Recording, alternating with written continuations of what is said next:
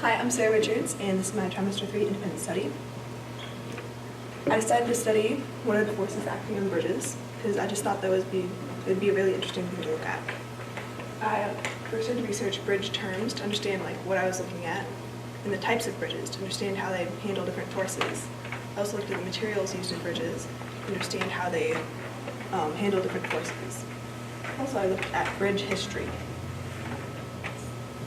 I made a website with all this information, and the link is in this little cup here. You can do that after the presentation. I made a video that's on the website and a Padlet covering the evolution of bridge materials. It also doubled as another biology assignment. I also made some test models, which are up there. Today we're going to look at the collapse of the Tacoma Narrows Bridge. This bridge was located in Washington. It opened on July 1st, 1940. It lasted 4 months before collapsing. It was almost 6,000 feet long and was built at a cost of $6 million. It was built to withstand winds of upwards of 120 miles per hour, but it fell. It had a thin deck that was made to be bouncy. You can see here that the deck is extremely thin. In this picture, you can see that the sides are flat. So if you took a cross-section of this bridge, it would be a rectangle. The bridge had problems from the beginning. Workers chewed on lemons to combat seasickness while they were building the bridge. It was nicknamed Galloping Gertie by local residents. Professor F. Bert Farkeeson and his team of students at the university where he worked were challenged with coming up with what was going on with this bridge. They conducted wind tunnel studies on little models to see what would happen to the bridge in different winds. At the time, there was very little understanding of aerodynamics, so these wind tunnel studies were needed. Plans to fix the bridge were made and could have been carried out within 45 days. However, there would be no chance for that. On November 7, 1940, the bridge collapsed. The wind was blowing at 40 miles per hour at the time, which was much less than the 120 it was supposed to withstand. The wind caused weird twisting movements in the bridge. At one point, one side of the bridge was 28 feet above the other. So that means that this point and this point were 28 feet apart vertically. After 1 hour, pieces began to break off. A 600-foot section was the first to go. The only casualties were a car stalled on the bridge and the dog trapped inside. This is a primary source video of the collapse. Everything has been built. Nope.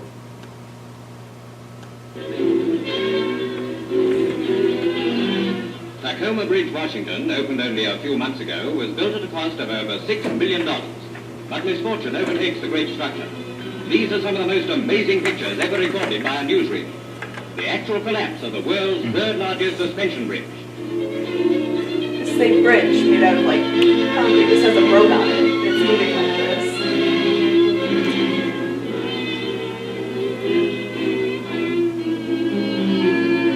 this. Only a 35-mile-an-hour wind is blowing, but this apparently sets up a rhythmic swinging of the bridge, which increases with each swing. There's the car that was stalled on the bridge. If you look sort of on the left here, in this next shot, you'll see the bridge collapses. This one. Finally, the swinging road and the suspension cables give way and plunge into the water below. Fortunately, the only casualties were a car stalled on the bridge and a dog.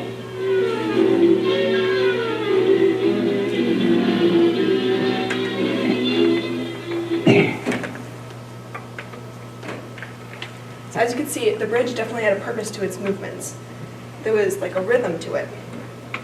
It was built for winds of 120 miles per hour, but it collapsed in a 40 mile per hour wind. In the video it says 35, but it got up to 40. So resonance destroyed the bridge. Resonance is caused by force continually being added at the amplitude of an oscillation. An oscillation is a swinging movement back and forth. Examples of this would be a swing set or the pendulum on a grandfather clock, ticking back and forth. The amplitude is the farthest point on a graph from the x-axis. So here, it would be from this to this.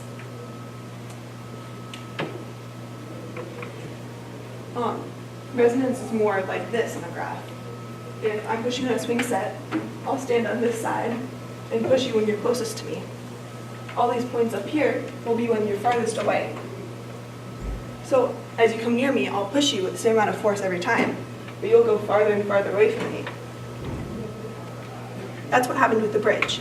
The wind was pushing just right against those flat sides of the bridge, And the movements just got bigger and bigger until the bridge swung itself apart. The abutments are where the bridge is connected to the land, and those held the bridge straight while the middle swung all over the place. The bridge was just pushed and pulled in too many directions and it fell apart. Resonance falls under the broader category of torsion. Torsion is a rotational movement where pieces are pushed in different directions. A washcloth being wrung out is an example of this. However, a washcloth will handle torsion much better than a bridge will, so the bridge collapsed. As a result, engineers learned that wind needs to go through or around bridges. If a bridge has a lattice-like structure on the deck, which is the road part, then the wind can go through it without pushing against it. It'll have less surface area towards the wind, so the wind will have less ability to push the bridge around.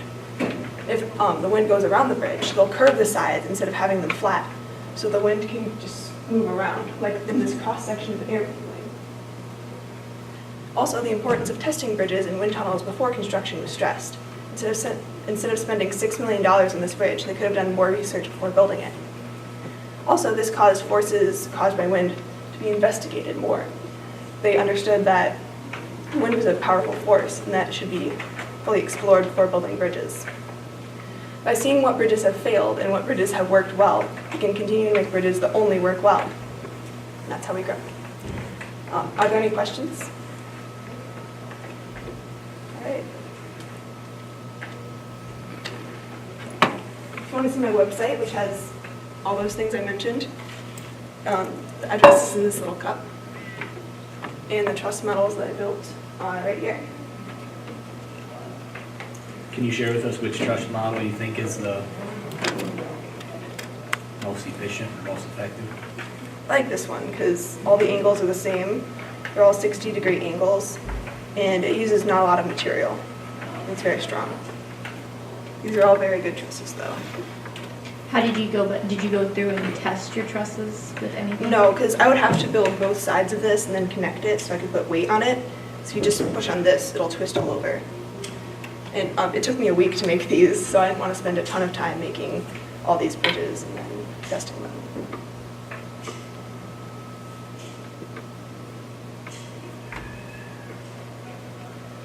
Okay.